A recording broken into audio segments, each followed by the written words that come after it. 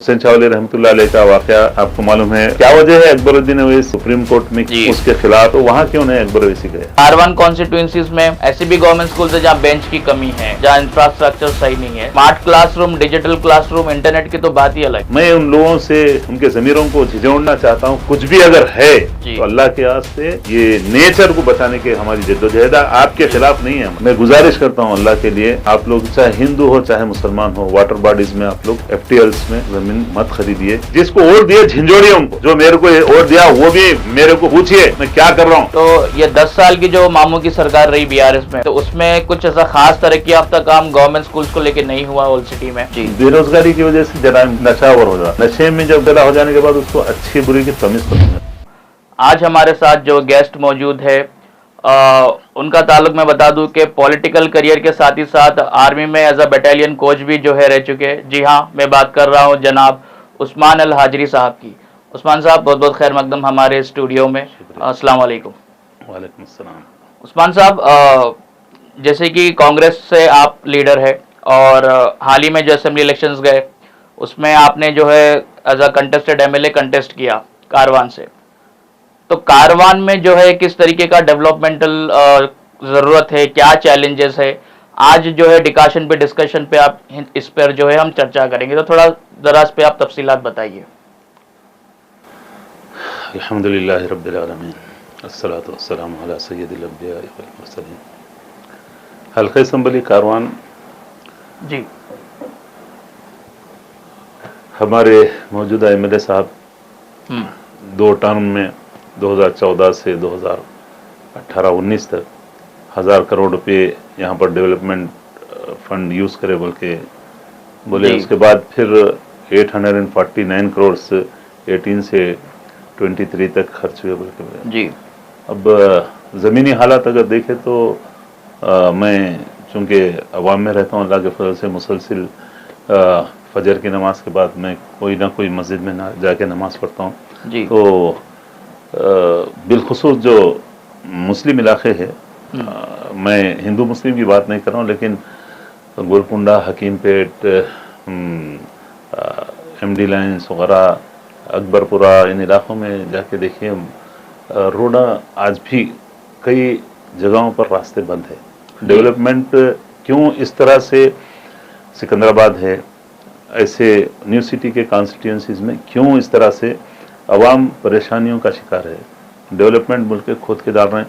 तकरीबन 2.5 साल हो गया जी, MD लाइन्स का एक बड़ी पाइपलाइन ला रहे हैं, बलकापुर नाले से बोल रहे हैं, और आज तक भी एक ज़ईब साहब वो उसमें उस बड़े बहुत तकरीबन 20-25 फीट नीचे तक गहरा गड़ा है जी, इंतकाल होगा। कई लोग आज भी वहाँ पर मुसीबतों का सामना कर रहे हैं। मोती दरवाजे से अंदर चले, ये पूरा मोती दरवाजे से बाहर भी अंदर भी रोना खुद के डाली रोड्स, तो लोग परेशानी का शिकार है।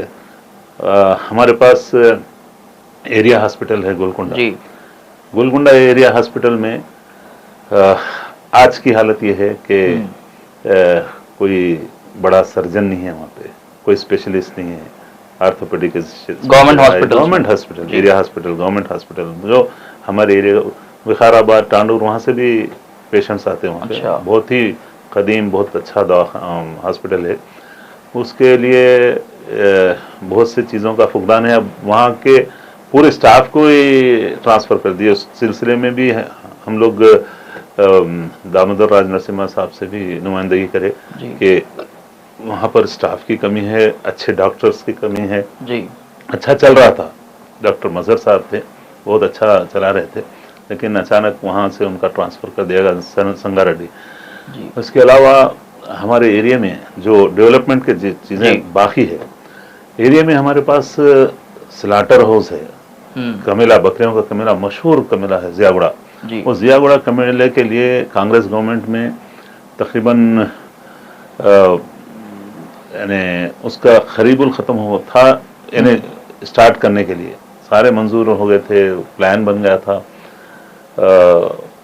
फिर अचानक जब हमारी गवर्नमेंट गई जी, कांग्रेस गवर्नमेंट, तो उसके बाद से TRS गवर्नमेंट कभी भी उस पर अमलावरी नहीं करी जी। और आप जाके देखिए कितना बुरा हाल रहता वहाँ पर। जो लोग जो काम कर रहे हैं, जिस तरह से खिदमत अंजाम दे रहे हैं, पेट हर एक का है। तकरीबन 7-8 हज़ार लोग जो ना उससे मुंसलिक है वो रोजगार से, उसके डेवलपमेंट के वास्ते बहुत देरीना मसला है उसको वो हल करना बहुत ज़रूरी है। मैं हमारे इंचार्ज मिनिस्टर से और वहाँ के कमेटी के लोगों को हमारे रेवंत रेड्डी साहब से भी ले आके मिलाया, और इंशाल्लाह वो डेवलपमेंट अगर हो गया, एक 40-42 करोड़ का है, अगर वो हो गया तो तकरीबन एक 10,000 फैमिलीज तक मुस्तफिद हो सकते हैं। ये डेवलपमेंट हमारे लिए बहुत ज़रूरी है। उसकी वजह से हमारे एरिया में पोल्यूशन का बहुत बड़ा प्रॉब्लम है, मच्छर, और आपको मालूम है साथ में हमारे मूसा रिवर लगी, मूसा नदी है। मूसा नदी में यानी वहाँ पर जो पानी में बेल होती है जिसमें लार्वा बन के मच्छर पैदा होते, तो उन इलाकों से जियागुड़ा, कारवान, पंचभई अलावा डिफेंस कॉलोनी, आप लंगर हाउस के इलाके वो पूरे इससे लगे हुए हैं। वहाँ बहुत बड़े प्रॉब्लम्स है मच्छर के, और एंटोमोलॉजी वालों को मुसलसल मैं जाते रहता हूँ और हमारी टीम वहाँ पर जाते रहती। और ये चीज़ डेवलपमेंट, हकीकी डेवलपमेंट आना है तो ये चीज़ लोगों की सेहत आमा पे बहुत मेन है। ये जो ना बेसिक है कि लोगों की सेहत का हम सही उनके लिए प्रोवाइड करना, अदविया, डॉक्टर्स, बस्ती दवाखानों में कई जगहों पर अदविया नहीं है तो हम उसके लिए भी हम बराबर मुसलसिल उसमें हम नुमाइंदगी कर रहे हैं। और ये डेवलपमेंट हमारा हम ले के हम अपनी तजवीज़ भी पेश करे थे। हम मेट्रो के वहाँ प्रोजेक्ट टीम को जाके हम मुलाकात भी करे, एक वफद हमारा, कि हम गौलीगुड़ा चमन से हमको मेट्रो मूसा नदी के अंदर से अगर दिए तो लैंड एक्विजिशन का मसला नहीं रहता। हम डायरेक्ट जो इन लोगों का प्लान है हम हाईटेक सिटी को जोड़ सकते। इससे हमारे रोजगार का बहुत बड़ा मसला है। हमारा नौजवान अगर कोई हाईटेक सिटी को जा रहा तो बाइक में कम से कम बाइक पे जाके आने, वो ट्रैफिक की वजह से एक तो थकन हो जाती है, टायर्ड हो जाता आदमी, और जाना 1-1.5 घंटा, आना 1-1.5 घंटा, तो उसमें फिर कम तनख्वाह पे या अखराजात ज़्यादा। अगर हमको मेट्रो अगर आ गई, हमारे जो प्लान्स है इसमें कि ये अगर हमको मेट्रो से कनेक्ट कर दिए हल्का असम्बली कारवान को, तो हमारे रोज़गार के बड़े मसाइल हल हो सकते हैं। क्योंकि लैंड एक्विजिशन का मसला नहीं है। जिस तरह से हमको, हम old city metro train joint action committee का मैं भी फाउंडर मेंबर हूँ। कई मरतबा हम लोग अरेस्टिंग दिए, बारहा आज कुछ लोग बोल रहे हैं सर पे सहरा बांधने की कोशिश करना। ये old city metro train joint action committee जिसमें कांग्रेस, सीपीआई, सीपीएम और दीगर जमातें एक्सेप्ट मुकामी जमातों को छोड़ के, तो हम लोगों ने बारहा कई मरतबा हम चार मीनार पे, मदीना बिल्डिंग पे, दारुशफा पे, एतबार चौक पे और आपके फलकनुमा, कई बार हम लोगों ने वहाँ पर धरने देके अरेस्टिंग दिए। आज वो आ रहा है प्रोजेक्ट, लेकिन उसके लिए अब कितने मसाइल हो रहे हैं देखिए। लैंड एक्विजिशन के लिए वो प्रॉपर्टीज ओनर्स जो है ना, यानी यहाँ पर कुछ भी मसला नहीं है हमारे पास। वहाँ मूसी रिवर में से हम ले जाके अगर कनेक्ट कर दिए तो हमारे नौजवान, क्योंकि रोजगार की वजह से, बेरोजगारी की वजह से जराइम बनते हैं। बेरोजगार आदमी नशा और चीज़ों में मुब्तला हो रहा। हमारे इलाके से आप हमारे इलाकों में बहुत से ड्रग्स पेडलर्स बहुत है। हम जितना हो सकता उनको आइडेंटिफाई करते, हम अवेयरनेस के भी लिए काम करते रहते। ये नशा और चीज़ों को ख़त्म करना हो तो रोज़गार भी होना ना। बेरोजगारी की वजह से जराइम, नशा और हो रहा। नशे में जब मुब्तला हो जाने के बाद उसको अच्छी बुरी की तमीज़ खत्म हो जाती है। इन चीज़ों के जो है इन मसाइल को हल करना, रोज़गार से, एजुकेशन अच्छा से अच्छा एजुकेशन होना हमारे पास। तो इसी सिलसिले में हम नुमाइंदगी करे थे। तो पूनम बरफागर साहब गुज़िश्ता माह हमारे पास कुलसुमपुरा गवर्नमेंट हाई स्कूल को आए थे, विजिट करे। तो अल्हम्दुलिल्लाह अभी स्लाटर हाउस को भी आने वाले हैं, नुमाइंदगी करें हम। मेरे को वादा करे गणेशों के बाद आऊँगा। हम डेवलपमेंट चाहते हैं, फिर खपरस्ती नहीं चाहते। उस्मान साहब, जिस तरीके से आप बता रहे कि इतने सारे फंड्स कारवान कॉन्स्टिट्यूंसी के लिए जो है लाए गए, वहाँ की जो लोकल सियासी क़यादत की जब बात आती है तो मजलिस इत्तेहादुल मुस्लिमीन के जो एमएलए है कौसर मोइनुद्दीन साहब, तो उन्होंने जो है सीडीपी के थ्रू भी, कॉन्स्टिट्यूंसी डेवलपमेंट फंड्स के थ्रू भी उन्होंने कुछ फंड्स लाए, और स्ट्रेटेजिक नाला डेवलपमेंट प्रोग्राम के थ्रू भी जो है हज़ारों करोड़ के फंड्स अब तक जो है उनके जो टेन्योर में आ चुके। लेकिन उसके बाद भी दूसरा पहलू ये है कि ज़मीनी हकीकत वहाँ की कुछ और है, ड्रेनेज ओवरफ्लोज होते हैं, रोड सही नहीं है जिस तरीके से आप बताए, और सोशल मीडिया का ज़माना है, हम भी अक्सर जो है देखते रहते हैं। तो क्या किसी किस्म, तो उसकी सच्चाई क्या है, क्योंकि ऑन पेपर तो वहाँ पे फंड्स आए हैं लेकिन ज़मीनी हकीकत कुछ और है, तो क्या कोई किस्म का करप्शन, क्या कोई मतलब इस पर आप थोड़ी वजाहत कीजिए, क्या हो सकता है? मेरी किसी से ज़ाती दुश्मनी नहीं है जी। लेकिन मैं एक आवाम का खादिम हूँ, एक सोशल एक्टिविस्ट हूँ। सियासत से पहले बचपन से यही मेरा मिजाज रहा जी। कि लोगों के लिए खैर के कामों में रहें। तो हम जो बताए जा रहे हैं जी। ग्राउंड रियलिटी क्या है, आप अपनी टीम के साथ मायना कर दीजिए, आवाम से पूछ लीजिए जी। ये डेवलपमेंट फंड इतना आया तो आवाम क्या जवाब देंगे मालूम कर लेते हैं। जी। आवाम का जीना दो घर हो चुका वहाँ पर। जी। लोग अब किस तरह से, अब मैं बार बार अगर आदमी कार लेके अगर चलेगा मोती दरवाजे में, जी। अब कौन से रास्ते से निकलना, आप जब तक कि कोई सही आदमी नेविगेट नहीं करा, आपको कोई बताया नहीं रास्ता, रहबरी नहीं करा, रहनुमाई नहीं करा, आप नहीं निकल सकते। जी। थोड़ा अंदर गए वहां खोद के रख दिए, दूसरे तरफ चले गए खोद के रख दिए, हर जगह ये हाल है। मैं आपसे अर्ज कर चुका कि मेरी जाति की दुश्मनी किसी से नहीं है। मैं खुद अल्लाह के फजल से अल्हम्दुलिल्लाह जैसा भी जहां भी रहा, मैं हमेशा खैर के कामों में कोशिश करा। अब जब आवाम को मसाइल है, आवाम परेशानी हाल का शिकार है, तो लाजिम आगे बढ़ना पड़ता। जी। किसी के लिए, किसी के जात के खिलाफ नहीं, आवाम के मफाद के लिए, बेशक डेवलपमेंट के लिए, और किसी भी हद तक जाएंगे। जी। हम अल्लाह के फजल से हमारा मकसद यही है कि लोगों को सहूलत होना, जो फंड्स आ रहे हैं यूटिलाइज होना सही जगह पर। और लोगों को मैं अब से अर्ज किया अभी कि क्यों ये हालात जो आज मोती दरवाजे के अंदर चले जाने के बाद, आप देखिए खाजी गली वगैरह तकरीबन इलाकों में ये हालात, और रेशम बाग, 18 सीढ़ी, आप सादत नगर, इन इलाकों में जाके देखिए कि रोड्स कितने खोल के। कल भी गया था मैं फजर की नमाज अल्लाह के फजल से अल्हम्दुलिल्लाह कोशिश करता हूँ उन इलाकों में, मेरे मस्जिद में कम पढ़ूँ, लोगों से मिलने का मौका मिलता, हालात का हम खुद चश्मदीद मुशाहिदा कर सकते, मुआयना कर सकते। तो वो देख के मैं जीएचएमसी वालों को वहीं से मैं कोशिश करता हूँ कि लोकेशन फॉरवर्ड करूँ, फोटो लेता हूँ, फॉरवर्ड कर देता हूँ, कोशिश करता हूँ। हमारी टीम है वो भी काम कर रही। तो क्यों ओल्ड सिटी में इस तरह के हालात क्यों नहीं? डेवलपमेंट ठीक है, वहाँ फंड आ रहा तो फंड वहाँ भी आ रहा जी, तो वहाँ क्यों परेशानी हाल का शिकार नहीं है आवाम? जी, हमारे इलाकों में क्यों है? और हीरानगर जाके देखिए,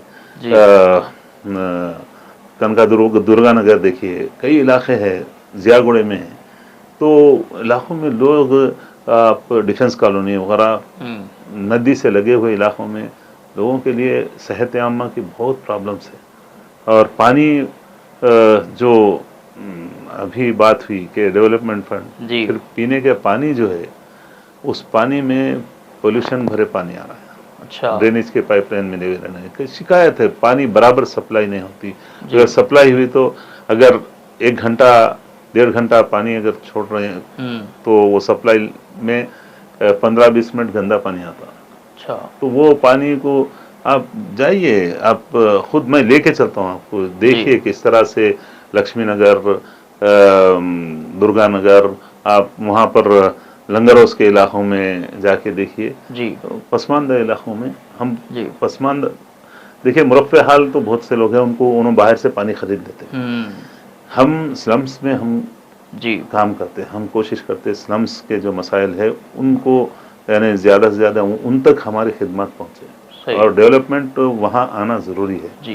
यही मेरी तकलीफ़ ये है कि ओल्ड सिटी में बिल्कुल मेरे हल्के असम्बली में जिस तरह से परेशानी हाली का शिकार है, उस तरह से खैरताबाद या दीगर जुबली हिल्स या जी। दीगर इलाकों में वहाँ के लोगों को डेवलपमेंट के लिए इतना परेशानी का क्यों सामना करना पड़ा, ये एक सवाल है।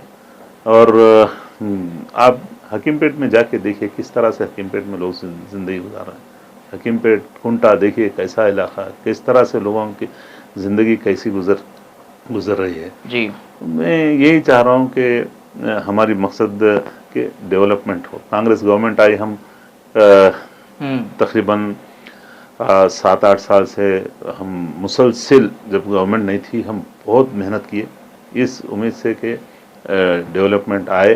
और डेवलपमेंट के लिए आज हमारे चीफ मिनिस्टर जो जिस तरह से लेके चल रहे हैं डेवलपमेंट के लिए, हमारे पूरी टीम अल्लाह के फजल से अल्हम्दुलिल्लाह बहुत अच्छा, यानी जो जिस तरह से हमारे इलाकों की ओल्ड सिटी, न्यू सिटी, हर जगह की तरक्की के लिए पूरे महकमा जात को जो अलर्ट कर दिए, तो जवाबदाह भी बना रहे हैं जी। इसकी मिसाल आपके सामने हाइड्रा है जी। जिन लोगों ने बॉडीज में एफटीएल्स में जी लेआउट सैंक्शन करके दिए, जी, उन ऑफिशियल्स के खिलाफ भी हुआ है क्रिमिनल एक्शन। जी। तो ये हमारा मकसद ये है कि डेवलपमेंट चाहिए। हमारा इलाका दूसरे दीगर इलाके जिस तरह से तरक्की कर रहे हैं, हमारे इलाके में भी तरक्की हो। हम एक तामीरी अपोजिशन बन के काम किए, आज हम गवर्नमेंट में हैं।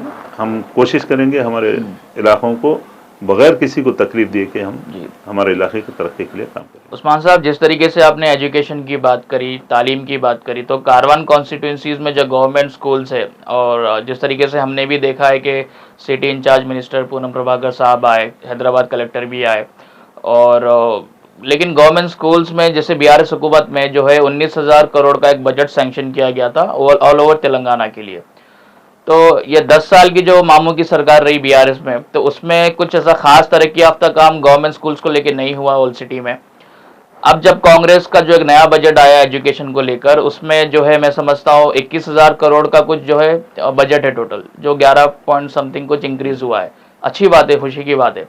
लेकिन ओल्ड सिटी पुराने शहर में ये बजट क्या कांग्रेस हुकूमत में गवर्नमेंट स्कूल्स को बेहतर करने के लिए यूज होगा? क्योंकि बीआरएस हुकूमत में तो नहीं हुआ। तो कारवान कॉन्स्टिट्यूंसीज में ऐसी भी गवर्नमेंट स्कूल्स है जहाँ बेंच की कमी है, जहाँ इंफ्रास्ट्रक्चर सही नहीं है, smart classroom, digital classroom, internet की तो बात ही अलग है, ये बेसिक सुविधा ही जो है वहाँ पे नहीं है।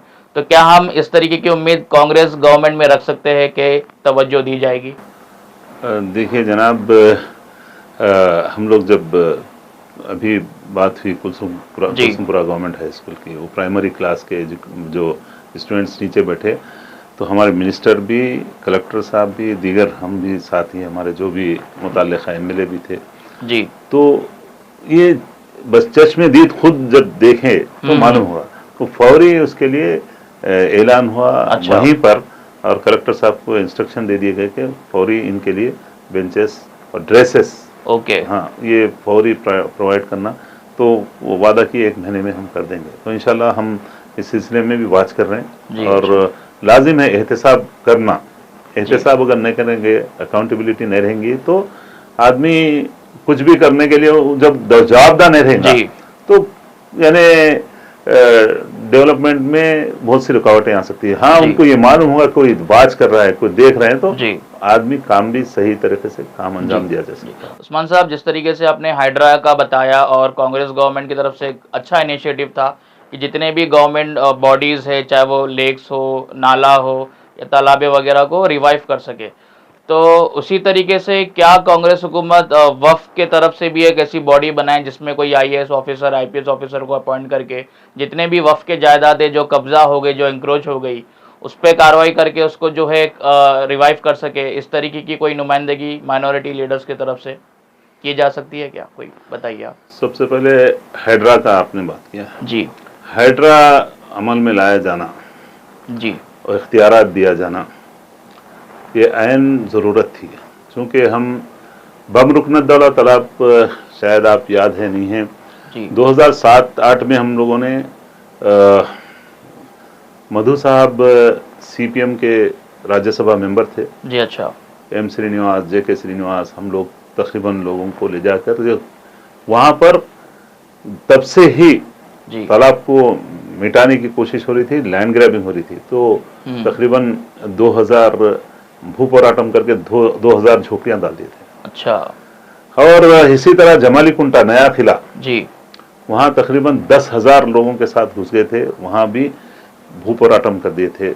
कि ये जो लोग अमीरजादे हैं, जी जो समाज में, सोसाइटी में अपर क्लास में हैं, जी उन लोगों के लिए तमाम सहूलियात वो गवर्नमेंट में जो भी हो रहे थे उसके खिलाफ हम लोग बड़े पैमाने पे एहतजाज कर तकरीबन हम पे 7 साल केस मेरे ऊपर भी कई उसमें मुख्तलिफ जगहों पे FIR हुए थे हमारे ऊपर। जी तो तब से हम लड़ रहे थे लेक्स को बचाने के लिए। जी अच्छा शाहतीन तालाब आपके सामने जी है।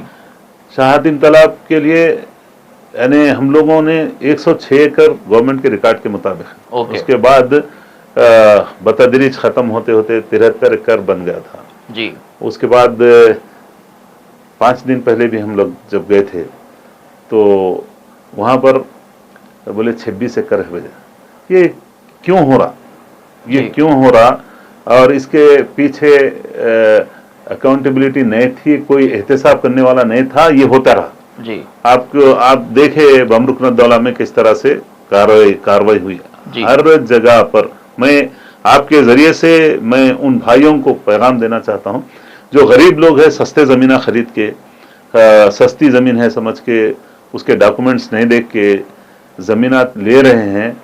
मैं गुजारिश करता हूं अल्लाह के लिए, आप लोग चाहे हिंदू हो चाहे मुसलमान हो, वाटर बॉडीज में आप लोग, FTLs में आप लोग जमीन मत खरीदिए।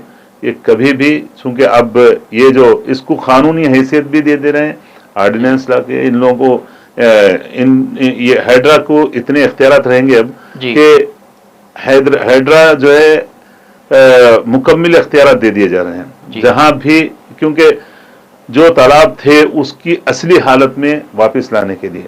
जी आप जानते ये शहर झीलों का, ये शहर गार्डन्स, जी हर जगह ये शहर मशहूर था। और आज सिर्फ हम नक्शे मेरे पास पूरे हैं, आपके पास भी होंगे, जी खाली हम गूगल पे सर्च करें तो कितने तालाब थे, आज जाके देखिए पूरे खत्म हो चुके हैं। नाम है, सिर्फ नाम है।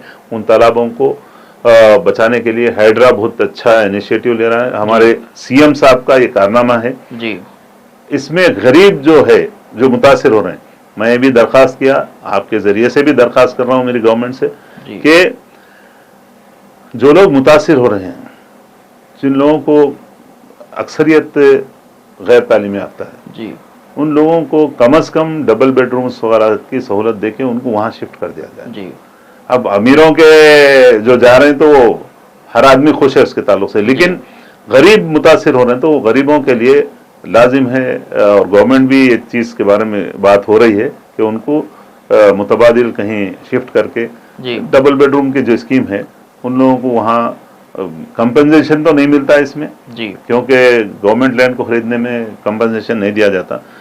उनको, उन गरीबों को, उन मसाकिन को जिनकी पूरी जिंदगी भर की पूंजी रहती जी, वो ले लेते। लैंड माफिया उनसे अगर ये घर टूट रहे हैं, उनके बेघर हो रहे हैं, उजड़ रहे हैं, तो लैंड माफिया उनको पैसे तो वापस नहीं लेते। बेशक। और वो बेदीन, बेजमीर, मुर्दा जमीर लोग हैं वो, जो लोगों को अपने लिए, अपने फायदे के लिए ले आके कहीं भी बसा दे रहे हैं। तो ये चीज होनी चाहिए। हाइड्रा को जो इख्तियारात है, अभी जाके देखिए जी, आप बचपन में देखे होंगे जब मगरिब के टाइम अपन या फजर के बाद जब आसमान पे नजर दौड़ाते तो माइग्रेटरी जो बर्ड्स जो माइग्रेट करके आते थे, अक्सर साइबेरिया से आते थे। जी, वो बर्ड्स कहाँ चले गए?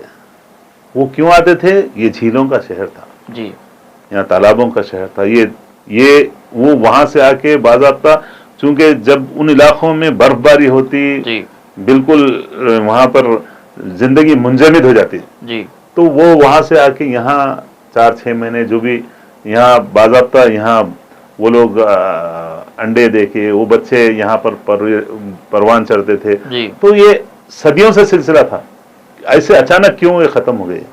अब मैं कल गया था, मुझे रोना आ गया कि किस तरह से एक जोड़ा है वो साइबेरियन बर्ड्स का जी। तो एक ही जोड़ा वहां पर नजर आया। वो पैर इतनी तकलीफ हो रही थी कि और पानी 0 लेवल पे हो गया वहां पर, क्योंकि नया आउटलेट, एक पुराना आउटलेट के नाम पे 15 फीट नीचे से उसको वाटर लेवल के 15 फीट नीचे से खोल दिए, पूरा पानी चलेगा। खुद जिम्मेदारान, हमारे इलाके के जिम्मेदारान खुद बोल रहे हैं, हाँ साहब 0 लेवल पे पानी आ गया, हम वो आउटलेट खोलने से। ऑलरेडी एक खुला हुआ है, वो भी गैर कानूनी तौर पर खोला गया था जी। क्योंकि वो इलाके जो वाटर बॉडीज में बनाए गए FTL में, उन लोगों को बचाने के वास्ते फिर नई प्लाटिंग, ऑलरेडी फिर पीछे से नई प्लाटिंग का 6.5 एकड़ का प्लाटिंग का भी हो गया वहां पर। तो ये एक माफिया की सियासी सरपरस्ती जो हो रही है, उसके सद्देबाब के लिए हम लोग जद्दोजहद कर रहे हैं। हमारे साथ कुछ भाई है जो लेक्स को बचाने के लिए कोशां है, और देखने से ये कितनी बड़ी बद्दुआ है इन लोगों को, जो इंसान ही नहीं, अंदर जो मछलियां थे कहां चले गई जी। अब जाके आप देखिए, कल गया मैं तो मर्ड है, खाली कीचड़ है जी, थोड़ी जगह पानी बचा हुआ है। 26 एकड़ में तो रहना था ना, वो भी नहीं प्रिजर्व करे, बजाय इसके कि उसमें से भी पानी खाली कर दिए जी। मैं उन लोगों से, उनके जमीरों को झिझोड़ना चाहता हूं, कुछ भी अगर है तो अल्लाह के वास्ते ये नेचर को बचाने के हमारी जद्दोजहद आपके खिलाफ नहीं है। हमारी जद्दोजहद किसी सियासी कायद के खिलाफ नहीं है। हम हमारे नेचर को, हमारे जो इलाके है उनको डेवलपमेंट करना, आप डेवलपमेंट का काम कीजिए, हम आपके साथ है। और हर अवाम भी तायद करती, लेकिन बजाय इसके फिर उसको भी खत्म करके जिस तरह से गुर्रम चेरू का काम कर दिए, मरकज के तालाब का काम हो गया, उम्दा सागर का जाके देखिए हाल क्या है। आप उस्मान सागर के पास उस्मान नगर का देखिए, आज तक भी परेशान है, आज तक भी गरीब, मालूम न गरीबों को, आज तक भी कई 100 मकानात पानी में डूबे हुए हैं। कौन कर रहे हैं? मैं किसी पार्टी का नाम नहीं लेना, कलमे की बुनियाद पे लोग कर रहे हैं ना। कौन है ये इलाकों को कोई आके देख सकता है क्या? हमारे शाहतीन तालाब के पास कौन देख सकता, कौन करे? फिर वो किस तरह से बतदरीज ये सुकड़ रहे हैं, खत्म हो रहे हैं। लंगरौस का तालाब देखिए, लंगरौस के तालाब की हाल क्या है। आप देखिए मूसा नदी को, दोनों मिलकर रूट रहे हैं, दोनों सब मिलके वहां पर यानी बर्बाद कर रहे हैं हमारे मूसा नदी को। ऐसा उन लोगों को, हर जो शख्स जो हमारे इन जो अवामी जायदादें हैं उन पे अगर कोई गलत नजर डाले तो उनके खिलाफ तमाम लोग जद्दोजहद करना चाहिए, सामने आना चाहिए, डरना नहीं चाहिए। एक ही मर्तबा जिंदा हुए, एक ही मर्तबा मरना है, फिर खबर वाली जिंदगी है, उसके बाद उठना है हमको। ये हमेशा हमेशगी के लिए यहाँ पर हम लोग नहीं आए। यहाँ जो अमल करेंगे बाद में एहतसाब होगा, दुनिया में भी होगा, अल्लाह ताला दुनिया में भी ले रहा। तो मैं ये लोगों को जो काम इसमें मुलविस है उनसे मेरी तुमसे कोई, उन लोगों से यानी कोई मेरी जाती दुश्मनी नहीं है, लेकिन इन लोगों को अगर तुम खत्म करेंगे तो उस्मान उठेगा, जिंदगी भर लड़ेगा। मौत की भी मुझे परवाह नहीं है, हर आदमी को मरना है, मुझे भी मरना है। मेरी मौत अवाम के लिए, सच्चाई के लिए आए तो इससे अच्छी मौत कुछ भी नहीं है। तो मैं ये हाइड्रा के ताल्लुक से मेरा अर्ज करना था। दूसरी बात यह है औकाफ जी, अभी आप बताए कि औकाफ को भी क्या ये पावर्स देना चाहिए। पावर्स लेने के लिए जी वैसी क़ियादत भी होना चाहिए। अच्छा, वैसा डट के बात करने वाला रहना है। कौन कर सकता है वो? अपने मफादात जब खत्म हो जाते, बेमफाद बेमकसद उसकी जिंदगी अगर अवाम के लिए उन्हें जाके ठहर जाता, ठहर के लड़ता, ये अवाम का मसला है। हाइड्रा को जिस तरह से इख्तियारात दिए, वक्फ को भी दियो जी। कौन है भाई? अपने अपने मफादात के लिए लड़ रहे हैं, अपने अपने कोठियां बना रहे हैं, अपने पैलेसेस बना रहे हैं जी। अपने जो मातहतीन भी है, अपने बड़े बड़े महल तामीर कर रहे हैं। दौलत कहां जा रही है इंडिया की, सबको मालूम है। किस तरह से किसके लिंक्स है, कहां यानी आप कोई भी ये समझ रहे हैं कि आप छुप जाएंगे या आप बच जाएंगे, नहीं। फिरौन भी खत्म हुआ, यहां से हामान भी खत्म हुआ, शद्दाद भी खत्म हुआ, खारून अपने खजानों के साथ धंस गया। हारून अपने खजानों के साथ क़यामत तक धंसता रहेगा, कोई भी ले जाने वाला नहीं है यहाँ से दौलत को। सब छोड़ के गए। देखिए बड़े बड़े जो खंडरात है जी उसमें आलिशान लोग रहते थे, उस वक्त के उमरा थे। आज उनकी मिट्टी भी नहीं है। बोलते हम मिट्टी की ग़िज़ा बन जाने वाले थे। अरे मिट्टी की जब तुम ग़िज़ा बन जाने वाला यकीन है तो अमाल भी वैसा कीजिए अल्लाह के लिए जो आखिरत में काम आए। सिर्फ यानी गुफ्तार के गाजी बनने से जी कुछ नहीं होना, किरदार का अमल जरूरी है इसमें। तो मेरे भाई वक्फ ऐसा इशू है, सबको मालूम है। 2002 से मैं मुसलसिल इसके लिए लड़ रहा हूँ, कानूनी तौर पे उनके साथ भी रह के जद्दोजहद किया। लेकिन जब टोली मस्जिद का मसला आया, विंटेज शादी खाने का मसला आ गया, क्राउन, महबूब प्राइड वगैरह, केएस फंक्शन हॉल, ये तमाम ये हमारे सामने इनके सौदे हुए, तो फिर हमको बगावत करना पड़ा। उस्मान साहब, बहुत ही खुशी हुई जो है वफ़ के ताल्लुक से भी आपने काफ़ी बताया, और बीआरएस हुकूमत में भी माइनॉरिटीज लीडर्स की तरफ से अक्सर ये बात जो है सुनी जाती थी कि वक्फ बोर्ड का जो रिकॉर्ड रूम है उसको खोला जाए, एक कमिश्नरेट का दर्जा या जुडिशरी पावर दिया जाए। तो अब जब कांग्रेस की हुकूमत आ गई तो वक्फ रिकॉर्ड रूम जो है क्या उसको खोला जाएगा?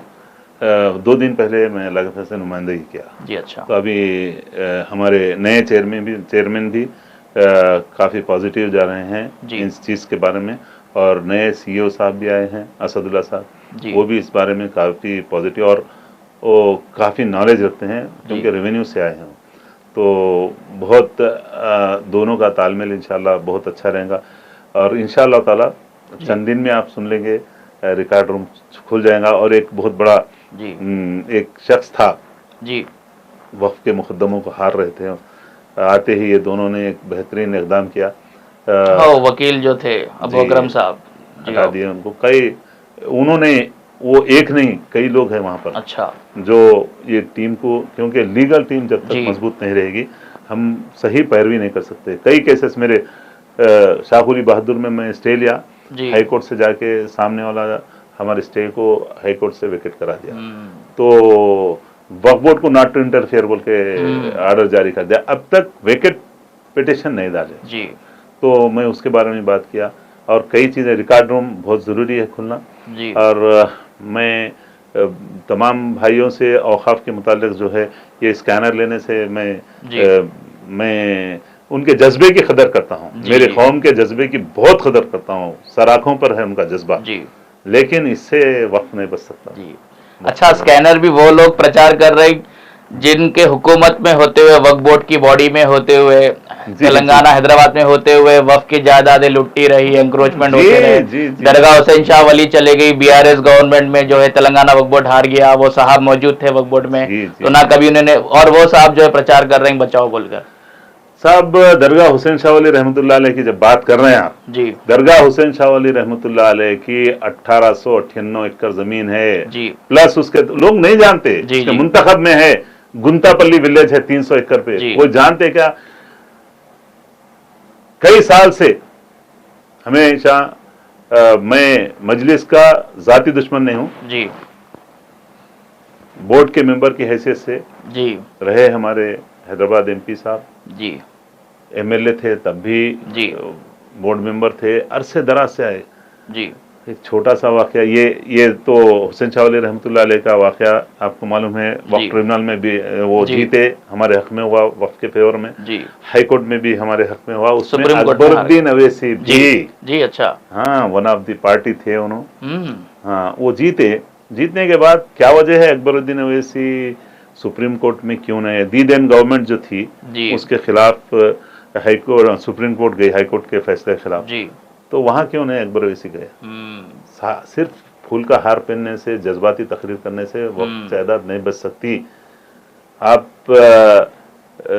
देखिए बाबा शरफुद्दीन साहब रहमतुल्लाह अलैह की 365 एकड़ जमीन तकरीबन आज लूट रही है, पीट रही है। लोग रोज वहाँ पे, रोज मैं अक्सर वहाँ से कॉल आते, मैं जो मेरे से हो सकता मैं कानूनी मदद करने की कोशिश करता हूँ। और दूसरी बात, कारवान की मस्जिद है, मस्जिद है कलां कुलसुमपुरा, ओके, सुल्तान मोहम्मद कुली कुतुब शाह जो इस शहर के बानियों में जी जी जी जी, उनकी बेटी थे अजीज उन्निसा बेगम, जी। और उनका उर्फियत था कुलसुम बेगम।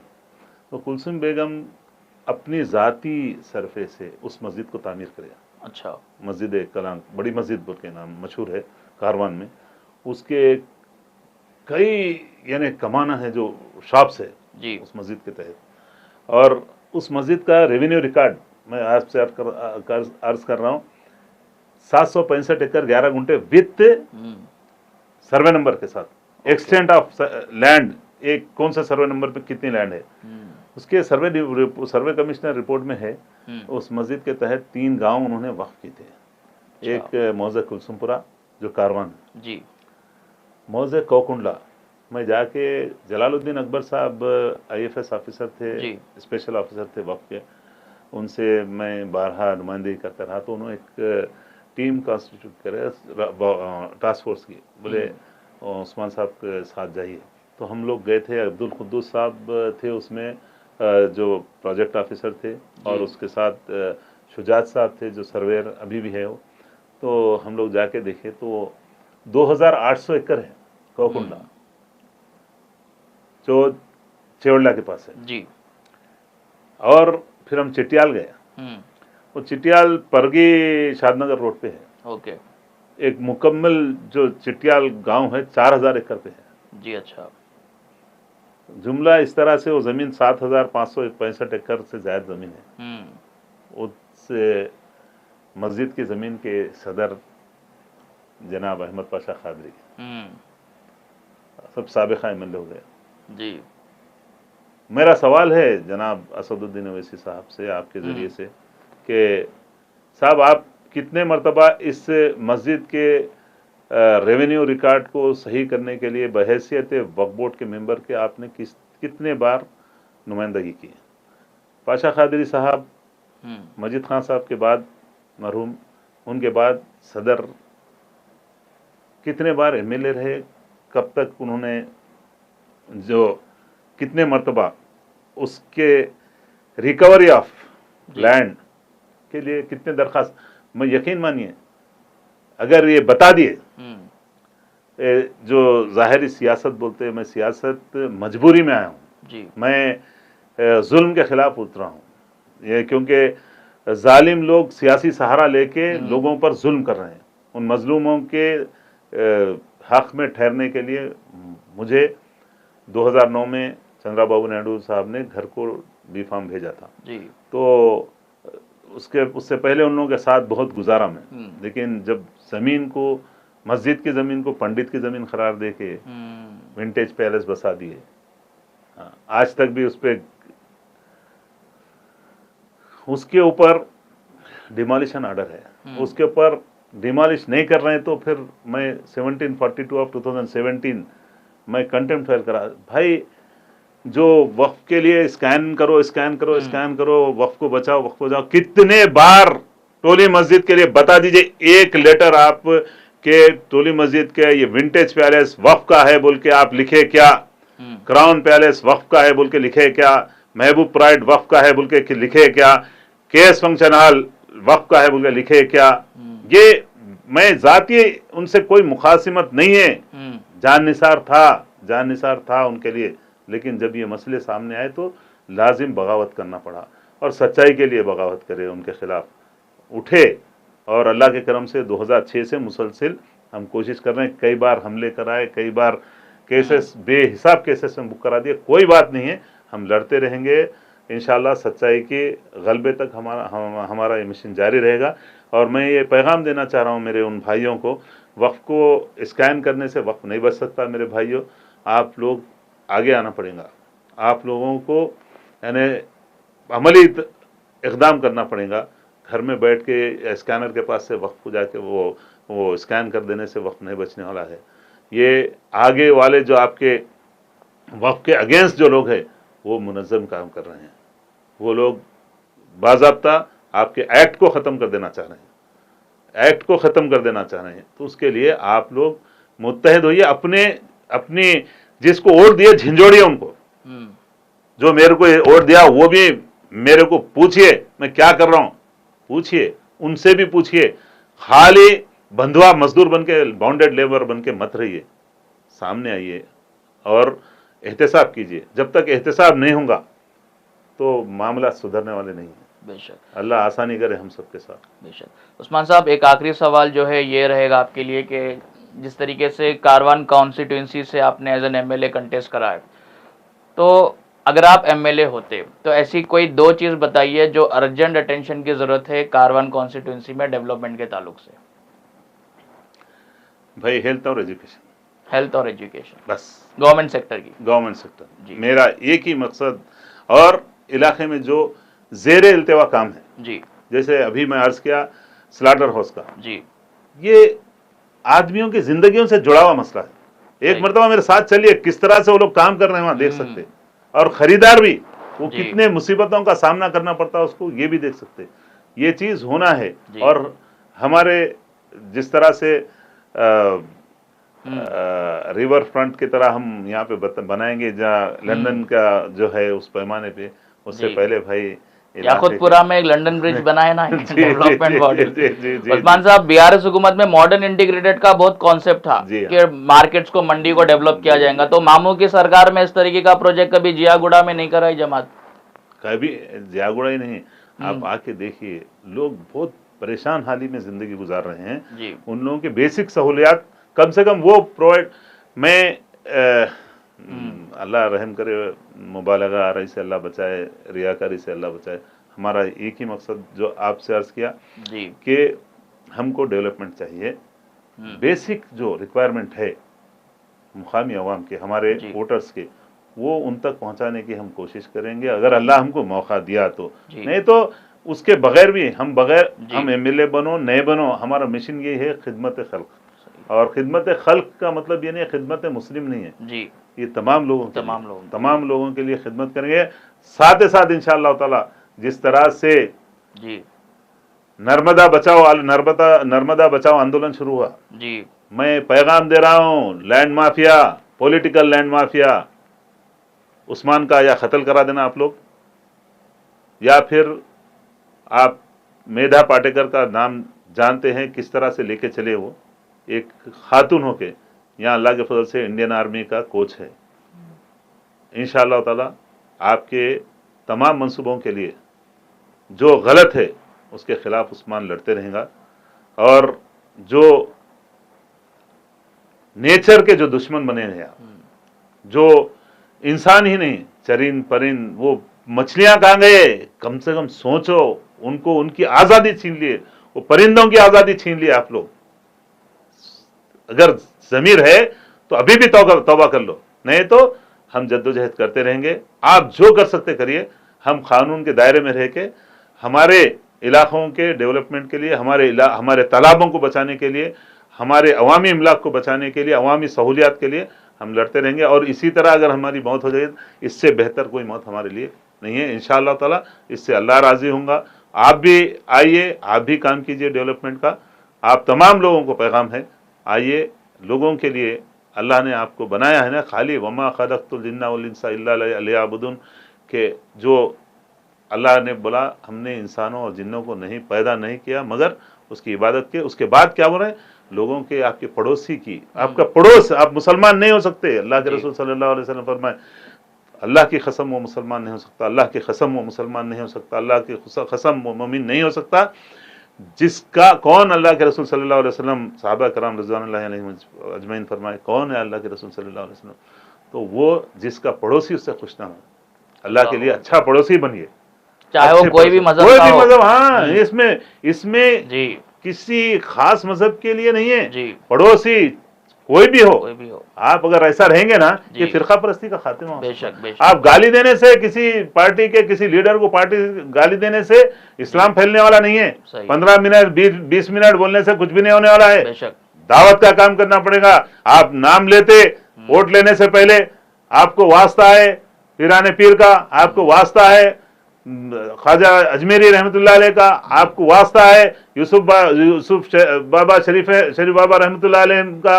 आप उनकी तालीमात पे अमल नहीं करते। अगर तुम उनके तालीमात पे अमल करते तो आज बेहिसाब लोग आज प्यासे है, वो अक़वाम बेचैन है, आप दावत का काम करते, वो भी जब चंद हजार आए थे, 72-70 आदमी हजरत बाबा शरफुद्दीन साहब रहमतुल्लाह लेके आए थे। आज कितनी बड़ी आबादी मुसलमानों की इस्लाम आया, मोहब्बत के जरिए से फैला, 15-20 मिनट के नाम से नहीं फैला। भाई मैं कोई कुछ भी समझ ले, मैं आप तमाम से आपका भाई हूं, आप में से एक हूं। याद है आप लोग भी मेरे माजी से वाकिफ है, आपके तमाम लोग भी वाकिफ है। मैं कभी गाली नहीं देता, उनको भी गाली ना दिया ना दूंगा, लेकिन हुकूक के लिए जद्दोजहद करते रहेंगे। जो अवाम से सल्ब किए जा रहे हैं, छीने जा रहे हैं, उसके लिए हम जद्दोजहद करेंगे। अल्लाह ताला हम सब से काम ले ले, अल्लाह हमसे राजी हो जाए। तमाम हिंदू मुस्लिम तमाम लोगों के लिए जो आपको हमको बहैसियत पॉलिटिशियन जिम्मेदारी है, उस पर निभाना जरूरी है। बहैसियत आपको मेरे को इंचार्ज दिया गया, मैं तमाम बिला किसी मजहब के तफरीक के मैं सबका काम करता हूँ। हाँ, मैं मुसलमान हूँ, मैं अपनी जगह नमाज का पाबंद हूँ, इंशाअल्लाह ताला जिंदगी भर रहूंगा, करता रहूंगा, लेकिन हुकूक के बारे में किसी मजहब से या किसी फिरके से नहीं है, सबके लिए काम करना है और करते रहेंगे इंशाअल्लाह। शुक्रिया उस्मान साहब, बहुत बहुत हमारे साथ जुड़ने के लिए हमारे स्टूडियो पे आपका। इस चैनल को लाइक करें, सब्सक्राइब करें, बेल आइकन पर प्रेस करें और ज्यादा से ज्यादा शेयर करें, और अपने कमेंट्स इस चैनल के बारे में आपके अपने ख्यालात भी आप जरूर पेश करें।